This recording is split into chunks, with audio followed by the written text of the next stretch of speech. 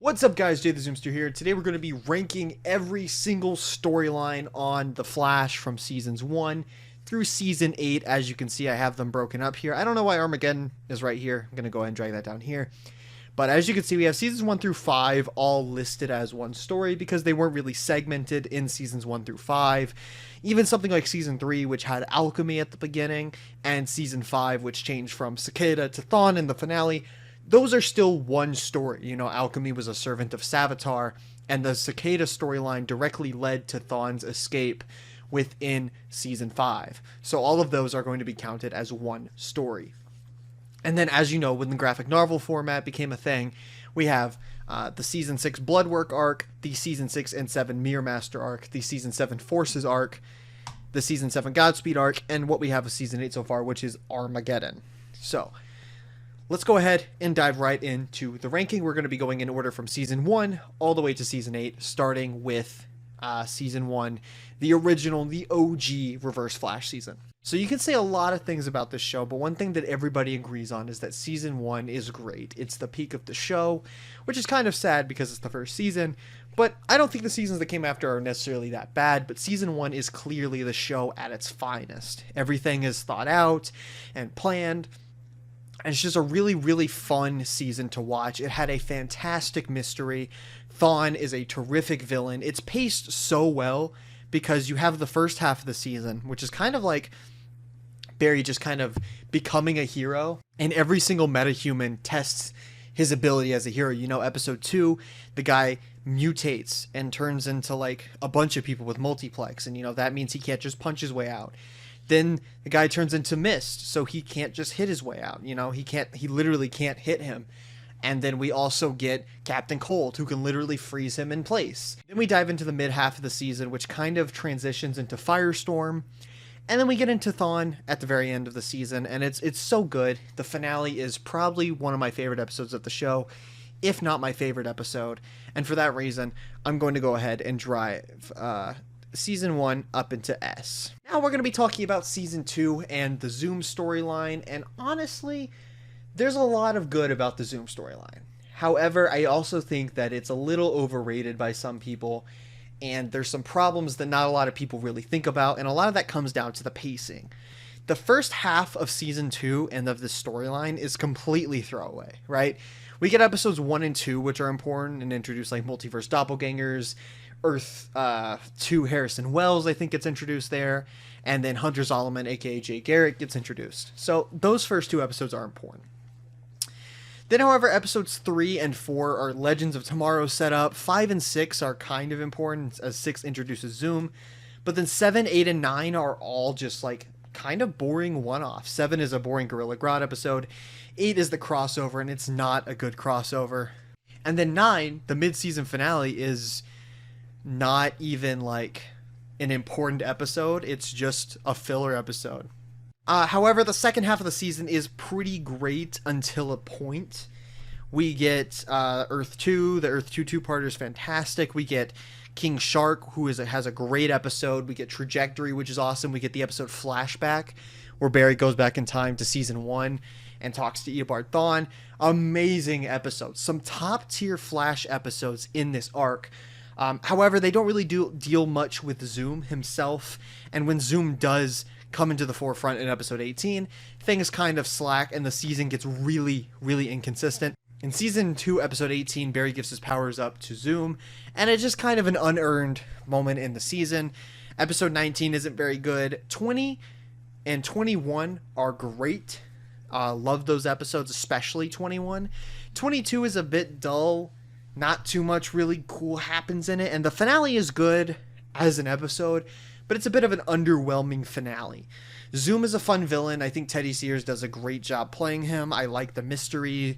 He's really menacing at first, and there's some great episodes in season 2, and it's a really strong season, but I feel like season 2, Zoom as a villain, and this overall storyline is a little overrated. But I'm going to go ahead and give it a B, right? It's still a good season and a good storyline on the show. Going ahead into season 3 and the Savitar storyline. This is the first big stumble for the show, in my opinion. The storyline is not good. Whether it comes from Flashpoint, which I still argue Flashpoint was probably utilized best in the show out of all of the different Flashpoint adaptations, even the original comic.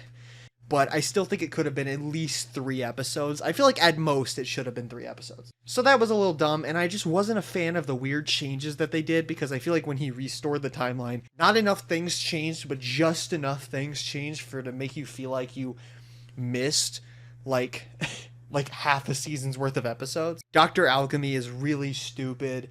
The Rival sucks. There's just some weak episodes in the first couple episodes of season 3. The season picks up in the back half by a little bit. We get some great episodes, and that starts this cool stretch of the season. That's like episodes 15, or the end of 15, 16, 17, and 18 and 19 are all good. And like the storyline's really picking up, but you're like, damn, we're so far into the season, and the storyline's now just getting pretty interesting. And then episode 20 kind of sucks. 21 and 22 are fantastic, but they're filler. And the season finale is just one of the worst episodes of the show. It completely throws out like so much of what could have been compelling. I really wish they'd redeem Savitar. Him turning evil halfway through the episode, blowing up Star Labs, is just very disappointing to me. And at the end of the day, I'm not a big person to nitpick logic in these shows, as you'll see when I get to a later season. Man, Savitar don't make sense. His timeline is so convoluted to where I just can't really defend the storyline too much. So I'm going to go ahead and give this season storyline a D.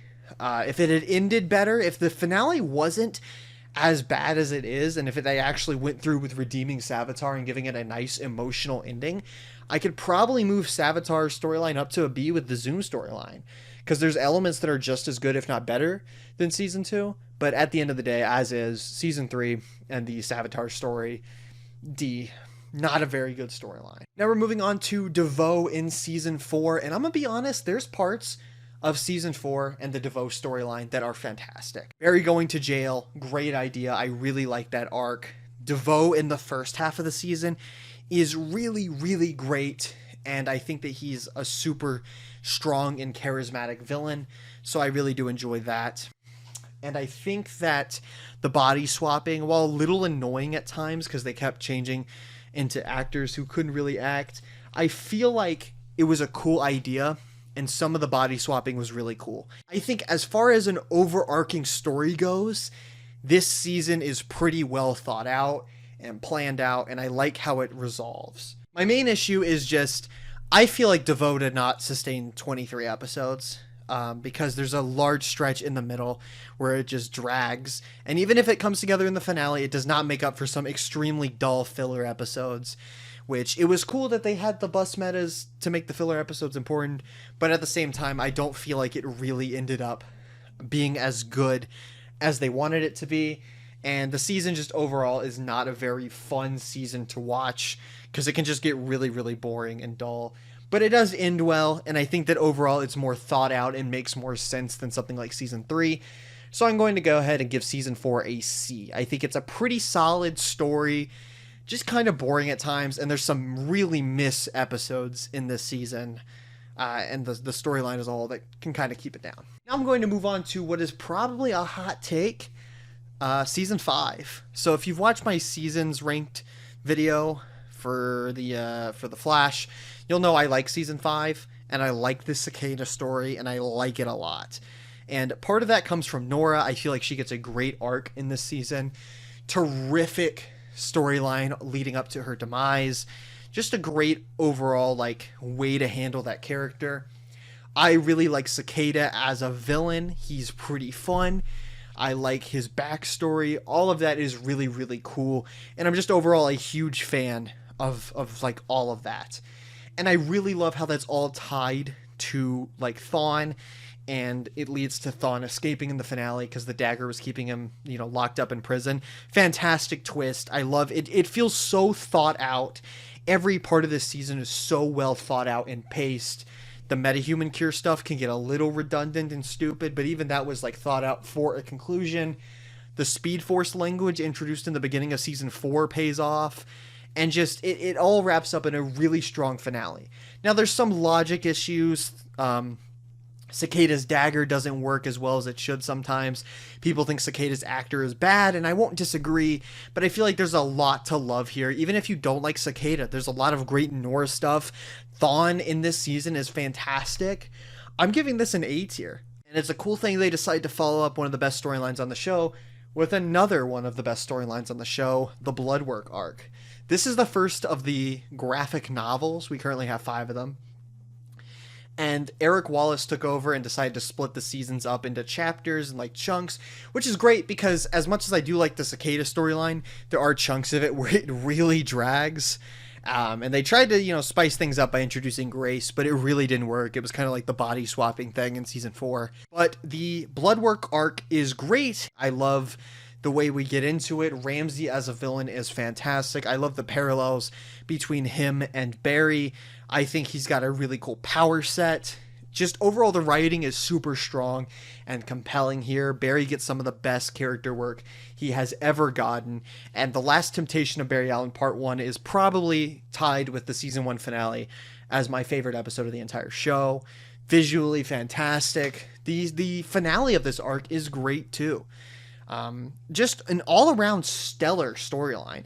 The only reason I'm not giving it an S tier is because I feel like there's a couple moments that hold it back. Mainly just like the middle of it isn't as focused on Ramsey. We kind of get too much crisis set up to where it can feel a little bit muddled. But like this is easily it is better than season 5. Like this half of season 6 is just fucking phenomenal. And then we start dipping. I want to say that my opinions on season 6 still stand. It's still my second favorite overall season of the show. And that's because despite the issues I'm going to levy against this current storyline that we're going to talk about, the episodes that take place during this storyline are fantastic.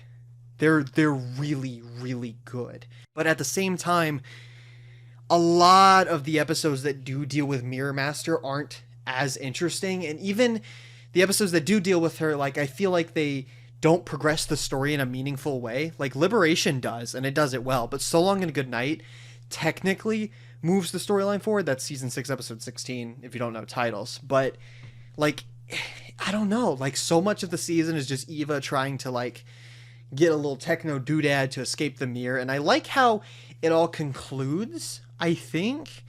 And there's some really cool moments. Like the death of the Speed Force storyline going on inside of this is fantastic and tension filled. But I don't know. I think the way it wraps up in season 7 with the first 3 episodes, kind of a dud. So if we're talking about this arc as a part of season 6, the great episodes and the subplots that are going on still allow season 6 to be one of my favorites of the show. But if we're talking about the storyline as a whole, just in how Eva was handled and the end of the storyline, I gotta give it a C. It's not a very good one. It's kind of similar to the Devoe one where there's really good parts. If I could if I wanted to get really technical and anal about it, I would probably make a C+ tier and put it in there because I like this storyline better than the Devoe storyline. But yeah, now we're moving on to the worst storyline this show has ever tackled, the Forces arc.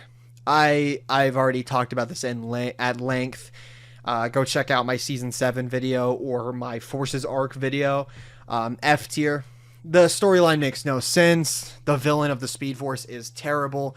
There's a lot of missed opportunities that hold this storyline back.